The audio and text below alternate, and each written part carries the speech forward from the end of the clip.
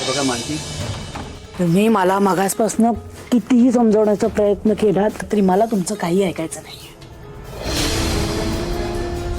राणीच्या सगळ्या चुका विसरून तिला माफ करून मी तिच्याशी नीट वागत होते ना, पण तरी देखील तिने काय केलं?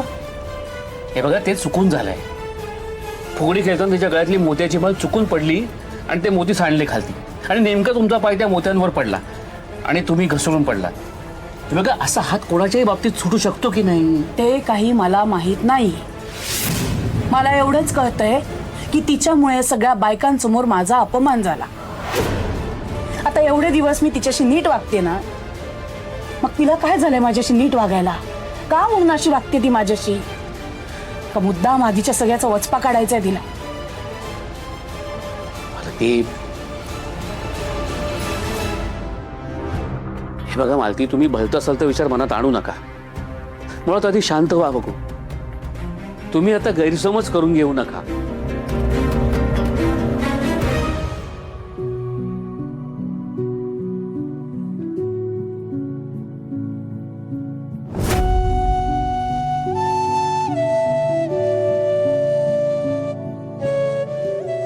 बघतोयस ना काय केलंय तुझ्या बायकोनी? फुगडी खेळता खेळता सगळ्यांसमोर मला तोंडावर पाडलंय. देवीची ओटी उडाली. माझं तोंड रंगवून सगळ्या बायकांसमोर माझा अपमान केला.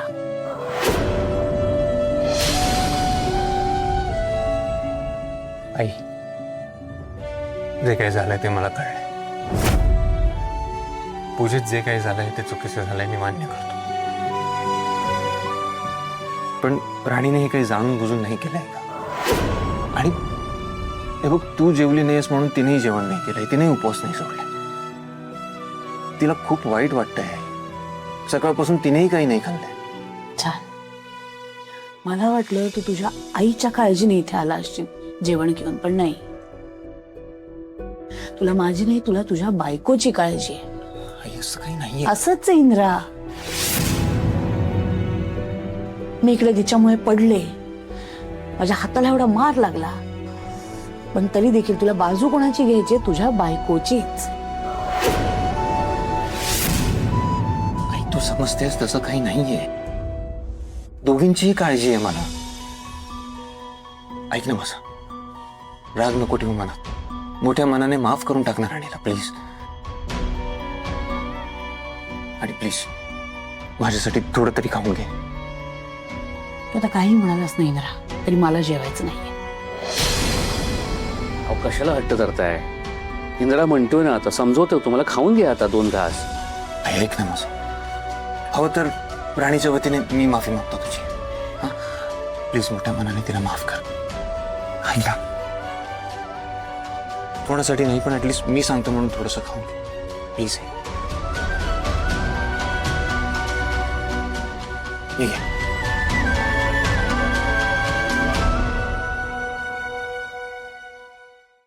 तू हट्टी आहेस ना इंद्रा? मग मुलगा कोणाचा आहे?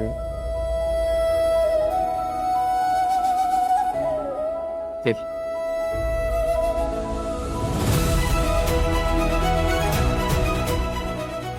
आई, तुला एक सांगू, मला तर काय वाटतं माहितीये का, कधी कधी तू मुद्दाम रुसतेस. म्हणजे मी तुला भरवायला पाहिजे म्हणून. खरंय का ते? ठीक आहे का? आता हस ना थोडं तरी.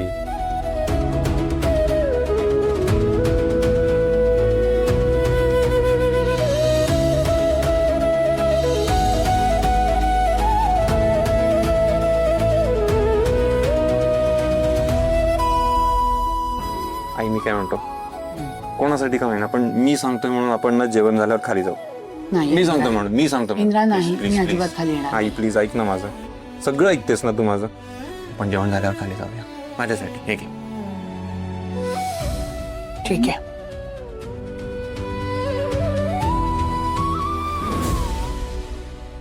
हे बघ राणी, तू नको काळजी करू. मालतीचा राग शांत झाला ना की ती बोलेल तुझ्याशी. अगं पूजेत जे काही घडलं ते चुकून झालंय. तू काही जाणून बुजून केलंय का? आता उगाच मनाला लावून घेऊ नकोस बरं.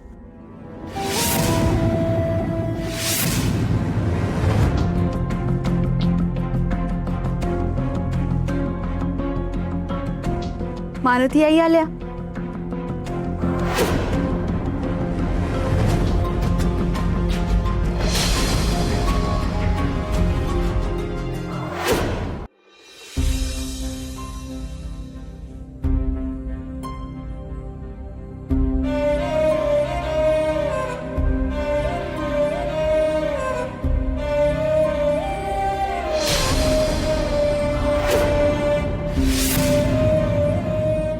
इंद्रा,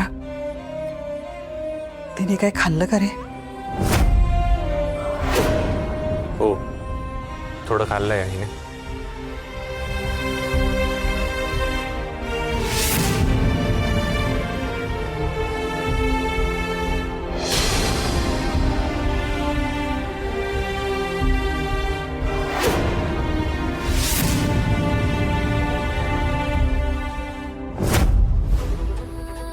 सॉरी, माझं चुकलं.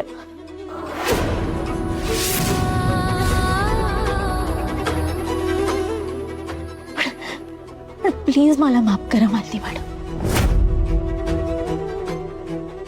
माझ्याकडून खूप मोठी चूक झाली. मी तुमचा हात धरून ठेवायला हवा होता. माझ्यामुळे देवीची पूजा भंग झाली. माझ्यामुळे तुम्ही पडलात. माझ्यामुळे तुमच्या हाताला लागला आणि सगळ्यांसमोर तुमचा अपमान झाला.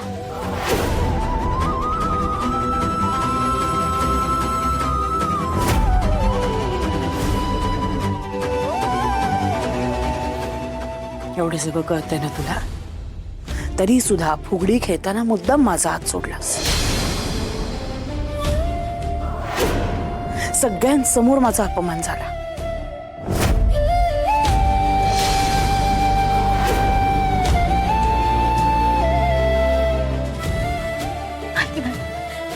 मी मुद्दाम नाही केलं, पण तरी सुद्धा माझ्याकडून चूक झाली.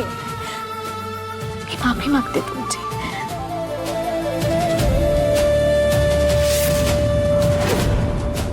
माझ्याविषयी मनात राग धरू नका. हे बरं नाही, म्हणजे आधी चुका करायच्या नंतर माफी मागायची, याला काय अर्थ आहे?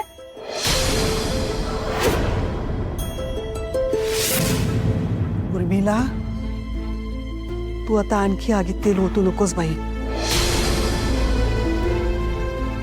हे बघ, आपण सगळे माणसं आहोत, देव नाही. आणि चुका ह्या माणसांच्या हातूनच होतात. आता तू जरा शांत बस. बरोबर आहे. आज राणीकडनं चूक झाली. जे अशा चुका कोणाकडनंही होऊ शकतात. सगळ्यात महत्वाचं काय, झालेली चूक मनात ठेवायची नाही, विसरून जायचं आणि आयुष्यात पुढे जायचं. आई, आबा म्हणाले तसं सगळं विसरून जा. माफ करणार राणीला. मालती मॅडम, माझं खरंच चुकलं. तुम्ही मोठ्या मनाने मला माफ करा. आणि माफ करायला काही छोटी चूक नाहीये ही.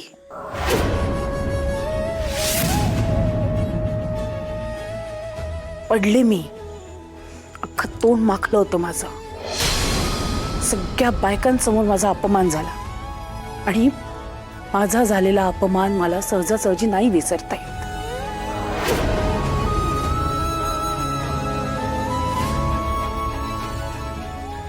इंद्रा, तू म्हणालास म्हणून मी खाली आली. मला या विषयावर चर्चा करायची नाहीये. जमणार आहे?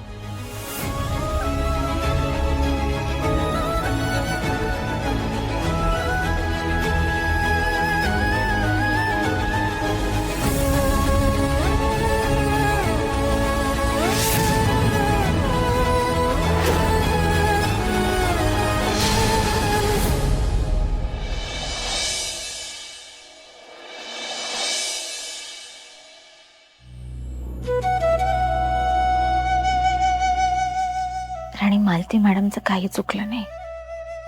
त्यांचा तुझ्यावरचा राग काही चुकीचा नाहीये. त्यांच्या जागी तू असतीस तर तू पण हेच केलं असतंस. ते आता दाखवत नाहीयेत, पण त्यांच्या हाताला खूप मार लागलाय.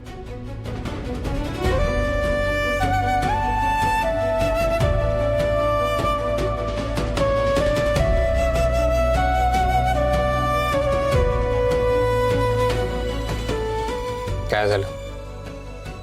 जे काही होऊन गेलंय त्याचा विचार करतेस? हो. आणि काय होणार आहे तो विचार करून? ते झालं ते झालं.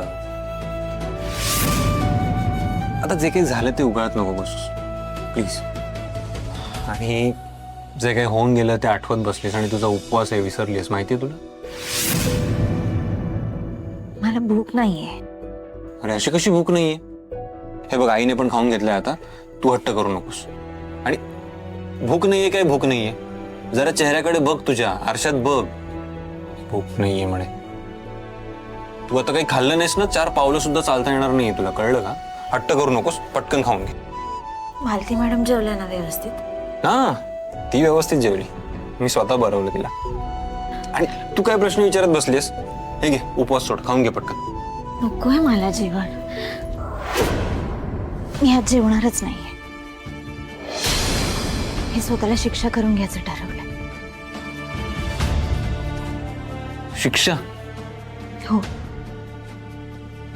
माझ्यामुळे मालती मॅडमला जो काही त्रास झालाय ना, त्यासाठी मी स्वतःला शिक्षा देणार आहे. आणि काय होणार आहे त्याने? झालेल्या गोष्टी चेंज होणार आहेत का? की झालेल्या चुका सुधारणार आहेत? काय? हे बघा, तुम्ही आता मला कितीही समजवण्याचा प्रयत्न केला ना, तरी मी माझा उपवास तोडणार नाही. तर एक गोष्ट लक्षात घे, तू जर उपवास सोडला नाहीस ना तर उपवास कंप्लीट होणार नाही, हा लक्षात ठेव. चालेल, मला माझं उपवासाचं व्रत पूर्ण नाही झालं तरी चालेल.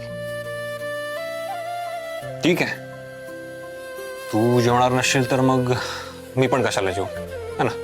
मी पण राहतो उपवाशी. तुम्ही अजून जेवलाच नाही आहात.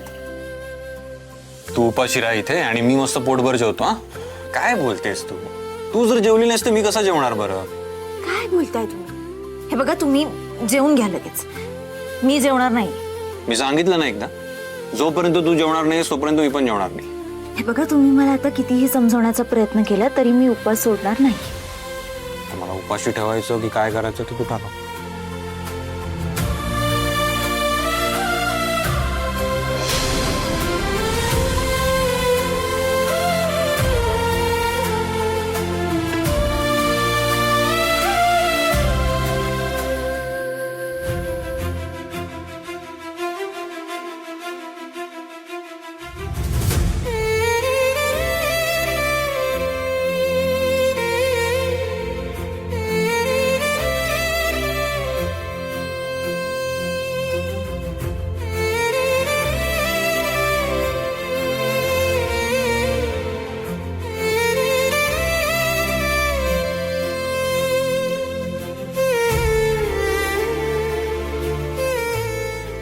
पण मला ना कळत नाही, म्हणजे त्या दिवशी तुम्ही मला असं वस्तीत सोडून आला. आज मंगळागौरीच्या दिवशी हे सगळं घडलंय. काहीच चांगलं होत नाही, सगळं वाईटच होतंय. कोणाची दृष्ट लागली ना आपल्या संसाराला, काय माहित बाबा.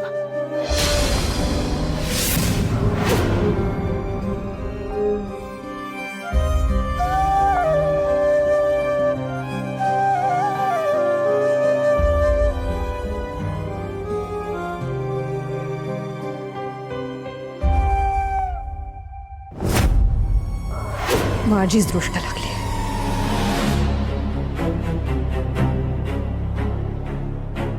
आणि माझी ही दृष्ट या दोघांना एकमेकांपासून दूर करेल. माझ्या समोर एकमेकांना भरवताय काय?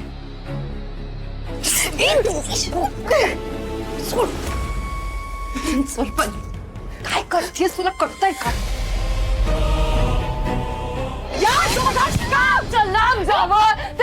उपवास सुटू नये म्हणून इतका तमाशा घातला मी. सगळं केलं पण काय झालं? अरे नाही एकत्र काही केलं तर हे एकत्रच येतात. अगं मी एन्झायटी अटॅकचं नाटक केलं, हॉस्पिटलमध्ये घेऊन गेलं त्याला, तरीही परत तिकडनं सटक करतो. माझ्या समोर स्वतःच्या हाताने घास भरवतोय तो तिला. त्याला माहितीये मला या सगळ्याचा त्रास होतो, पण मुद्दाम करतोय. हे सगळं मुद्दाम करतोय तो, मला माहितीये. असं काय करायचं मी?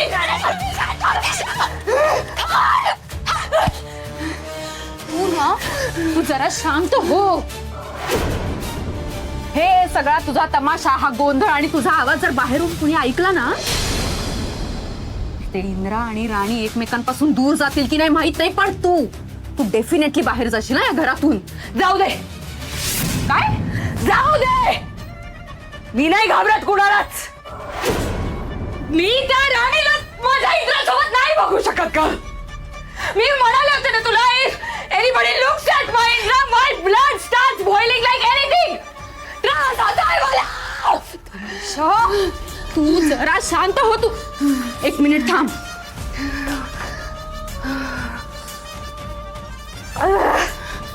हे घे, पाणी पी. हा ग्लास मी आणलाय, महागातलाय. पाणी पी आणि शांत हो.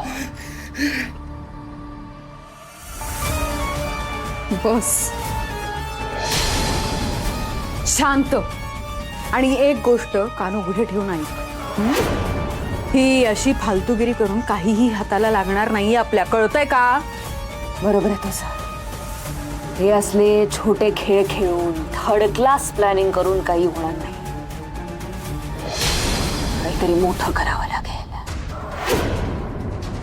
मला माहिती आहे हे कायम जवळ येतात. नेहमी खुश असतात ना हे दोघे. काय करणार आहेस तू? आता या दोघांना दाखवते तनिषा देशमुख काय चीज आहे. हे दोघं खुश असतात ना कायम, आनंदी असतात. पण आता दाखवा मला आनंदी राहू. काय करणार आहेस तू? ऐक.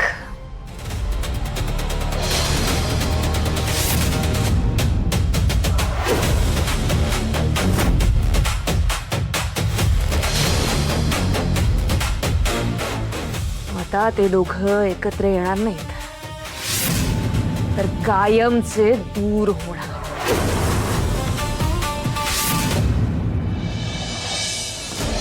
ती एक रात्र, त्या एका काळ्या कुट्ट रात्रीनं सगळा घोळ घातलाय. दृष्ट लागल्या तुम्हा दोघांना, दृष्ट लागल्या तुमच्या संसाराला. राणी, राणी, तू तू ठीक आहेस ना? हा? काय झालं? Okay okay okay okay. शांत हो, शांत हो. वाईट स्वप्न पाहिलंस का?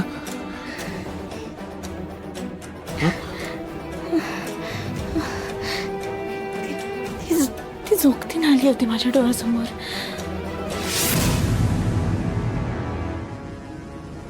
तुमच्यावर कुठलं तरी मोठं संकट येणार आहे, तुमच्या संसाराला कोणाची तरी दृष्ट लागली, हे सगळे शब्द घुमत होते माझ्या कानात. मला ना खूप खूप भीती वाटते ह्या सगळ्याची. आणि तू असा विचार नको करू सगळं. हे बघ, सगळे आपल्या मनाचे खेळ असतात. आणि ती जोगतीन म्हणाली तसं काही झालेलं नाहीये आणि होणार पण नाही. I am sure. नाही हो, आज ते मंगळागौरीच्या पूजेत सुद्धा मालती मॅडम पडल्या, ती पूजा उधळली, सगळे अपशगुन आहे असं म्हणत होते. तुम्ही ना काही म्हणा, पण त्या जोगती नाही बरोबर बोलत होते. आपल्या घराला, आपल्या संसाराला, आपल्या नाताला ना कोणाची तरी दृष्ट लागली. आणि बघ माझा ऐक, तू ना जास्त विचार नको करूस त्या जोगतीने जे काही बोललीस ना. आणि हे बघ माझा ऐक, तू जास्त विचार नको करूस. तुलाच त्रास होईल त्या सगळ्याचा. आणि मी सांगतो ना तुला, माझं ऐक ना, हे सगळे आपल्या मनाचे खेळ असतात. अगं तू, खूप रात्र झाली, आपल्याला सकाळी लवकर उठायचंय. तू झोप आता, आराम कर.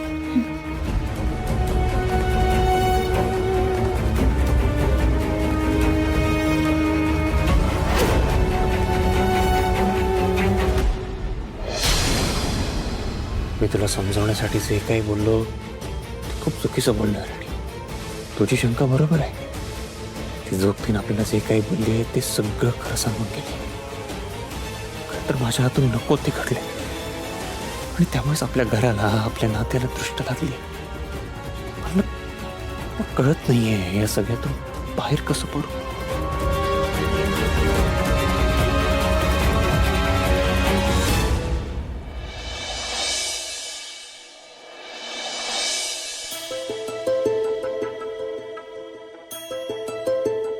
अहो काय झालं हे असं डोक्याला हात लावून का बसलात? त्याने थोडं हेडेक होत आहे. काय झालं पण झोप पूर्ण नाही झाली का तुमची? जागरण केलं का तुम्ही काल रात्री? काहीच कळत नाहीये मला. सकाळपासून फक्त हेडेक होतं एवढंच. अरे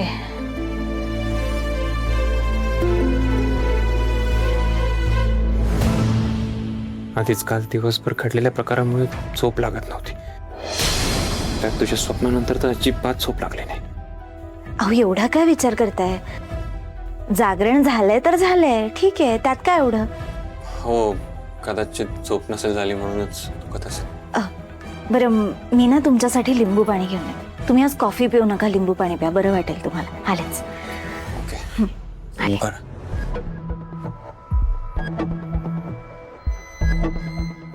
वा अजित, आज सकाळी सकाळी तुला आवडते म्हणून नाश्त्यात पावभाजी. मग वहिनींना माहितीये मला काय आवडतं काय नाही ते. चांगलंय, थँक्यू. वहिनी, उर्मिलाने मी सांगितलेल्या सगळ्या टेस्ट केल्या ना? हो केलं. आणि चेकअपला जाते ना नियमित? हो अगं मागच्या वेळेला तर मी स्वतः डॉक्टरांकडे घेऊन गेले होते. सगळं ठीक आहे. बरं, मलाही एक कॉफी देता का? मी आणली ना कॉफी. वहिनी, तुम्हाला सांगितली होती ना कॉफी द्यायला?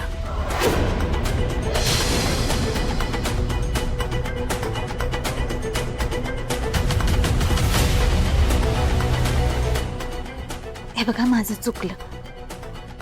काल जे काय झालं त्यासाठी खरंच सॉरी. मला माहिती आहे, पुन्हा पुन्हा तेच सांगू नकोस.